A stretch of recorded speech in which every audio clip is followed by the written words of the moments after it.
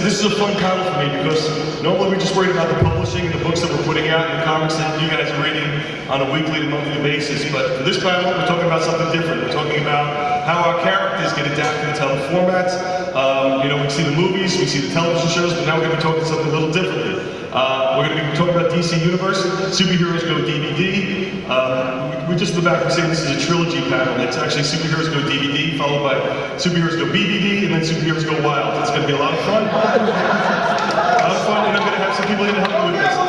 First one up joining me is our own, very own comics and animation legend, Mr. Bruce Timm.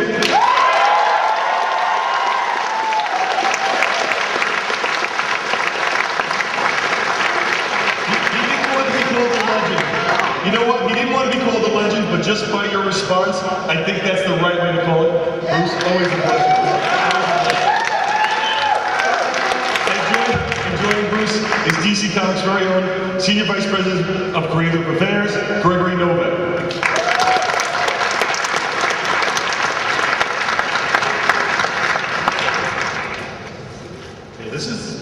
We're going to start this panel. We're just going to open this. We're going to talk amongst ourselves. So you guys just mull about a little bit. But this is a chance for me to actually sit with the guys who take what we're doing in the comics and finding ways to adapt them and use it to inspire a lot of the things that they've been working on. I mean, Bruce, pretty much you've touched upon every single character in the DC universe. Your favorites or ones that you wanted to get to? Which ones haven't you done yet? Which ones haven't we done yet? Batman Stranger.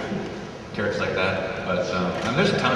Mandy, Jonah Hex. Actually, we did Jonah Hex. Yeah, I forgot. Okay, never mind.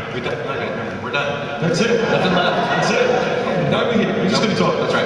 And Gregory's relatively new to DC Comics. Gregory, how long have you been with us now? 3.5 years.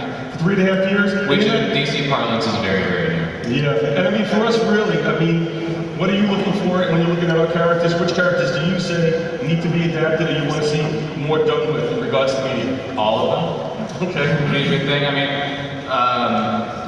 things like Jonah Hex, which potentially is coming up, and there's so many wonderful characters in the DC universe that have been sort of underutilized over the years that really my job is to say, hey guys, remember this guy? Remember Commandy? Remember New Gods? All that kind of stuff. It's all great stuff. Brother Power. I'm Strange. Gotta get me some Brother Power. Carry on, Lord of Atlantis. Bruce and I were, before we got out here, we were sitting in the back, and Bruce made a confession to me that, we've actually said something to ourselves, we've never admitted this in public. But Bruce, you were a big Marvel guy.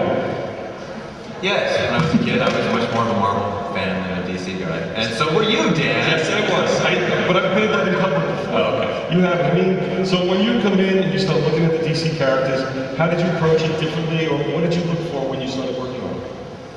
Well, again, the temptation is to say that we Marvelize them, but that's not really true. I mean, because when I was a kid, there was a real drastic difference between the Marvel characters and the DC characters.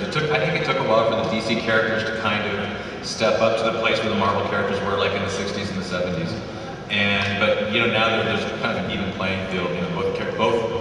Both firms do very, very sophisticated